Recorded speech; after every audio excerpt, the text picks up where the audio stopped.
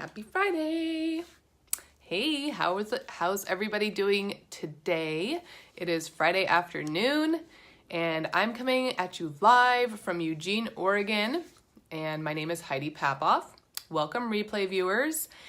And I am glad it's the weekend. I like having the kids home in the morning, not having to do the scramble to the bus, get the lunches made. Now, come Monday morning, I'm probably going to be ready for them to go back to school. You know how that is, parents. Put some comments or give me some hearts if you know what I'm saying as a parent. Love your kids around and you're always ready for the next break, right? So what's everybody doing this weekend? Let me know how you are today. Let me know what you have planned. I don't really have a lot of plans yet. I'm just kind of like seeing where the weekend takes me, what comes about. And sometimes I like it that way. I don't always like to be totally scheduled out. But I wanted to talk to you today about something I heard on a podcast that really resonated with me. And basically it's about how to be happy and what does it mean when I say you just have to change your personality. So obviously I'm not saying that you should pretend to be somebody you're not. Hi, Heather. Thank you. Not saying go out there and pretend to be somebody else or not be who you really are or be true to yourself. That's not what I mean about your personality.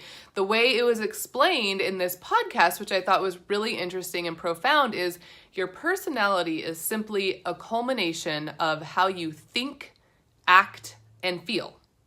So it's kind of like how you act and how you think dictates how you feel. And that is what I mean by your personality. So if, we can get into patterns and habits and ways of being that we might not even be conscious of all the time. A pattern, could be something like every time you make a lot of money, something happens to where you have a big repair or some big expense and then you have to spend that money and then you are back to feeling like you have no money and you feel broke. Or maybe it's like you're trying really hard to get in shape and you're doing all the right things, you're exercising, and then next thing you know, you feel like you're in shape and you get sick or get an injury or, something happens to where you lose all your progress. So obviously, things happen. That's not all saying that, everything's your fault. But if you notice that there's a pattern in your life where the same thing happens over and over and over, that's more what I mean as, a pattern that you can recognize. And once you start to recognize it is actually when you can make the changes. But if you don't recognize it, then it's an unconscious pattern and it will continue to happen that way. So changing the way you act can be things like doing more of what makes you happy. Saying yes to more things that make you happy. If you love to be out in nature, then schedule time to be out in nature. Figure out when you can go on hikes as it's getting nicer and sunnier in the Pacific Northwest. I'm loving having sun breaks, even though it's still raining. We have sun breaks where we can get outside, walk around the neighborhood, or, have a sunny day on the weekend and go out on a hike, getting that fresh air in your lungs, being in nature, having the sun on your face.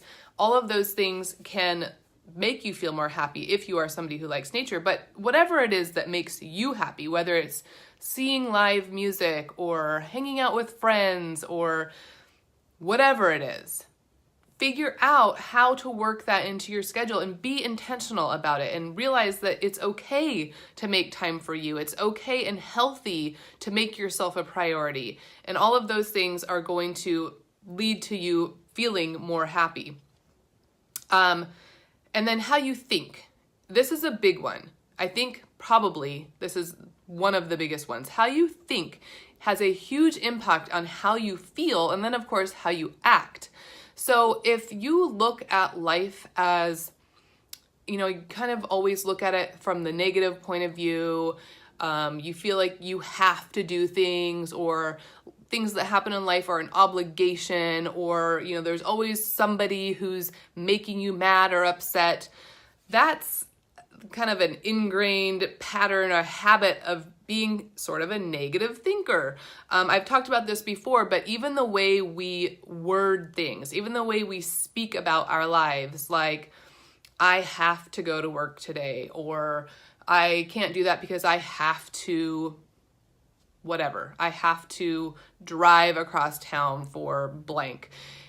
That always feels like it's something negative or something you don't want to do, something that's being put upon you, or that you're a victim in some way.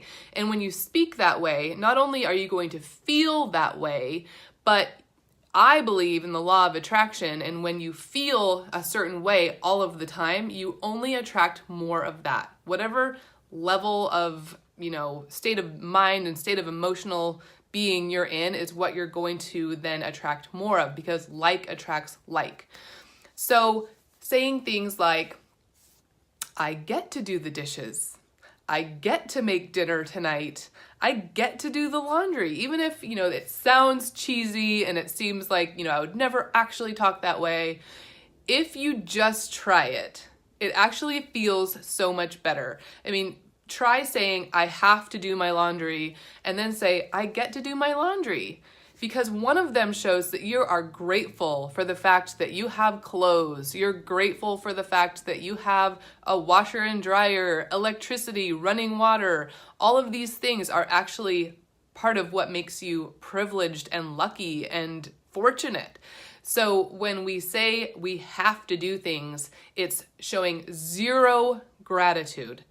Another way to, get yourself into more of a place of gratitude is to do things for other people.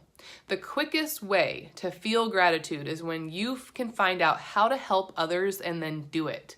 Think about if you decided to volunteer at a homeless shelter or go serve meals at a homeless shelter. How grateful do you think you would feel, not only for the experience of doing it, the interactions that you'd have with the people there, but how grateful do you think you'd feel leaving, that you had a home and that you had food to eat and that you were not actually in the position that the people that you just helped were in? You would automatically feel so much more grateful. And so, like I said, how we feel is a culmination of how we think and how we act. And our personality is simply how we act, think, and feel. And when you can purposely and intentionally find ways to feel happy and joyful and blissful and grateful, your whole life will be experienced through a different lens. And that is how you become happier. So I just wanted to share that with you today. I hope that makes sense. I hope that you found some value, and I hope you have a great Friday and a very good weekend. I'll talk to you soon. Bye.